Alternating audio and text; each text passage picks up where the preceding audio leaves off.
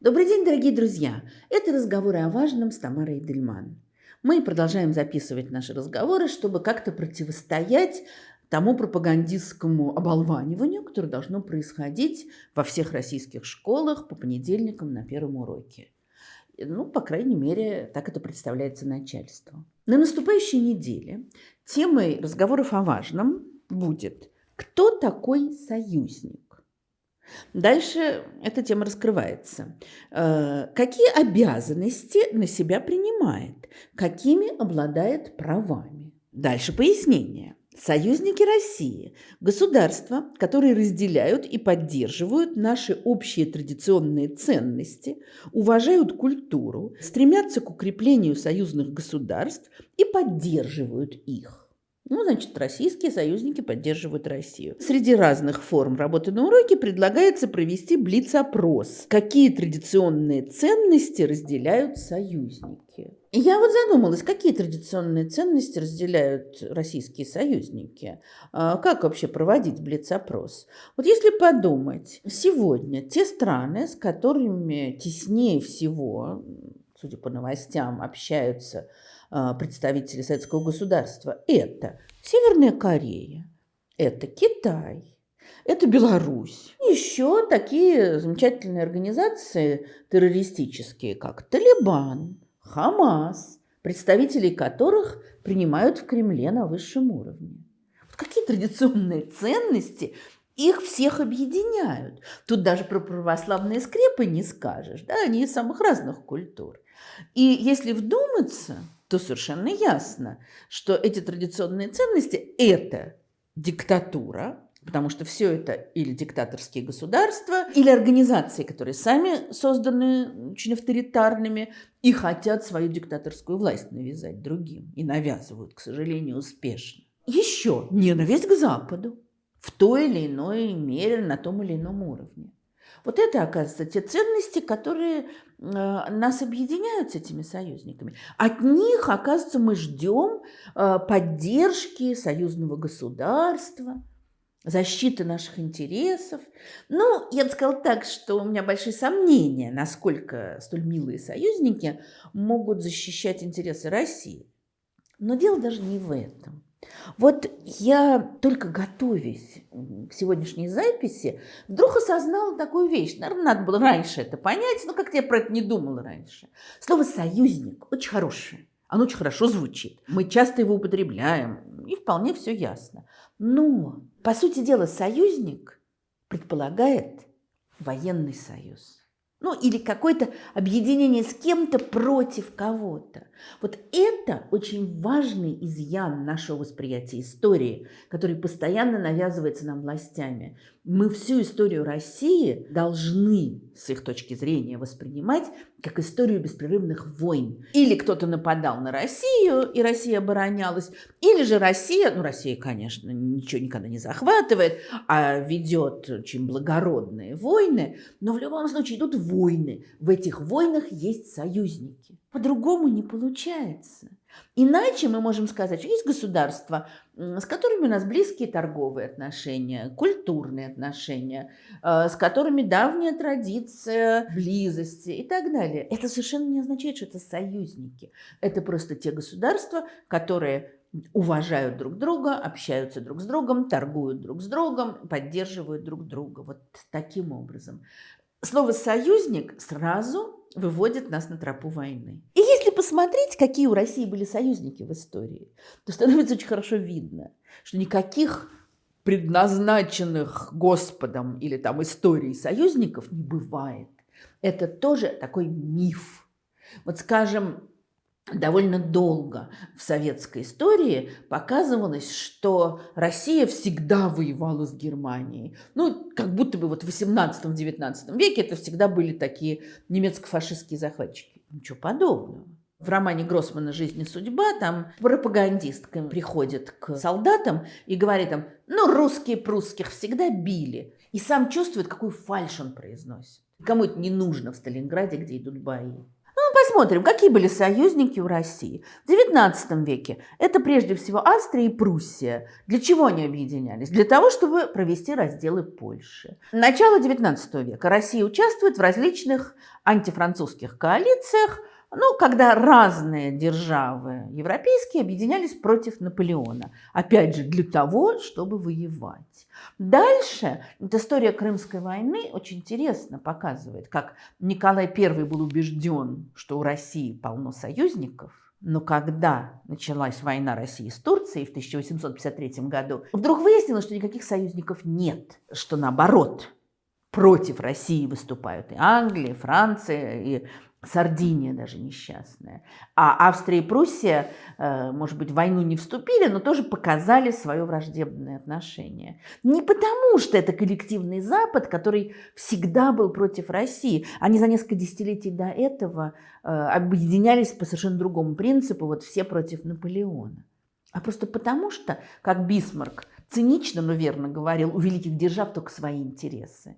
Каждому интересно свое утверждение. Политика России, ее укрепление на Балканах, на Черном море пугала другие страны. Соответственно, они объединились против России.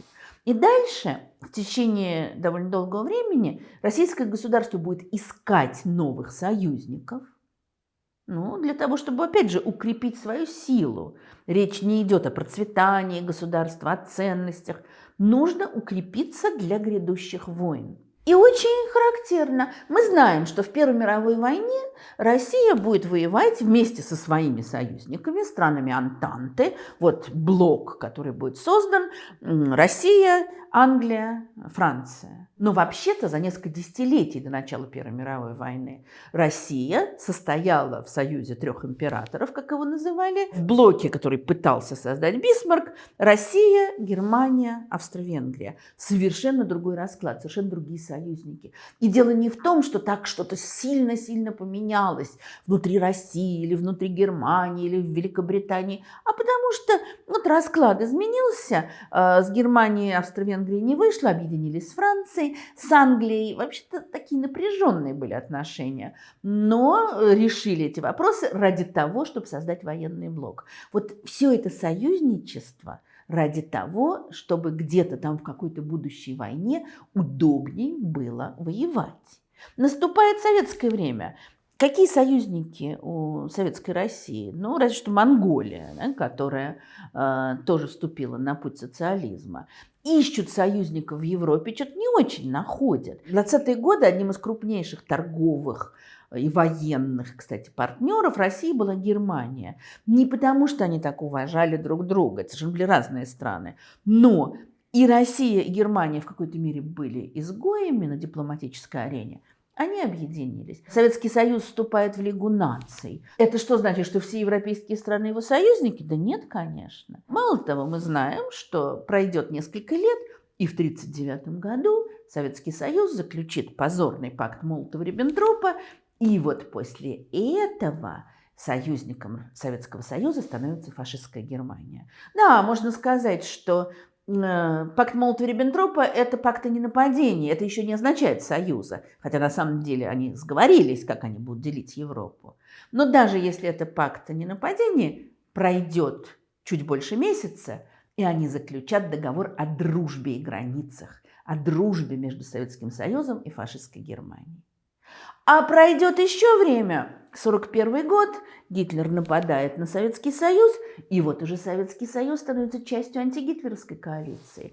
И вот заканчивается Вторая мировая война, и советские и американские войска встречаются на Эльбе, и пожимают друг другу руки, и обнимаются, и радуются. А вот уже началась холодная война, и бывшие союзники уже враги. И так происходит все время. Потому что все эти объединения порождены прежде всего военными задачами. Поэтому я бы не говорила на уроке ни о каких традиционных ценностях. Я бы говорила о том, какие государства сближаются между собой, какие расходятся. Ясно совершенно, что речь идет с одной стороны вот действительно о каких-то военных интересах, а с другой о некоторой внутренней близости, Сегодня, увы, Россия сближается с Северной Кореей и с Китаем именно потому, что существует, как это не ужасно признать, некоторая внутренняя близость. Россия после распада СССР могла бы теоретически установить очень тесные, опять же, я не буду говорить союзнические, но очень тесные экономические, культурные отношения с республиками бывшего Советского Союза. С кем-то это было бы легче, с кем-то это было бы труднее, но для этого были огромные возможности. Была традиция связей экономических, человеческих, было множество людей, которые жили в разных частях Советского Союза, была культура во многом объединяющая. Но для этого надо было действовать с уважением, надо было искать общие точки, надо было искать общие интересы. Ничего этого не произошло. У России в 90-е годы была возможность установить, опять же, не буду говорить союзнические, буду говорить дружественные отношения со странами Запада. Хотя вообще-то даже в какой-то момент шел разговор о том, что вот программа партнерства ради мира, программа контактов с НАТО, которая теоретически могла привести к каким-то союзным отношениям. Оставим это в стороне. Просто близкие отношения с западными странами, культурные, экономические, не просто, когда вот до сих пор гонят нефть на Запад. Но для этого нужна была простая вещь. Нужно было хоть в какой-то мере добиться совпадения ценностей, развития политического. То есть пока у России был шанс двигаться по демократическому пути, у нее был прекрасный шанс развивать близкие отношения с западными демократическими странами. То, что сегодня Россия постепенно выходит из всех международных организаций, объединяющих европейские государства, это говорит тоже не о том, как коллективный Запад ненавидит Россию. Это говорит о том, что Россия развивается, увы, на сегодняшний день в другую сторону. Вот для того, чтобы у России были достойные союзники, Россия должна развиваться достойно. Вот в чем проблема. И я бы сегодня в классе спросила у ребят, как они считают, для чего заключаются союзы, какие могут быть договоры, даже оставим слово «союз», могут быть договоры военные, могут быть торговые, могут быть культурные, могут быть для какого-то общего политического развития. Можно вспомнить Хельсинский договор 1975 года и посмотреть, как тогда страны Европы договаривались о совместной жизни и о чем они договаривались. И вот это была возможность совсем другого союза. Не для того, чтобы с кем-то воевать, а наоборот, для того, чтобы общаться. Можно посмотреть, как устроен Европейский союз. И подумать о том, какие контакты нужны стране для ее нормального развития. Ну что ж, удачи вам в разговорах о важном и хорошей недели.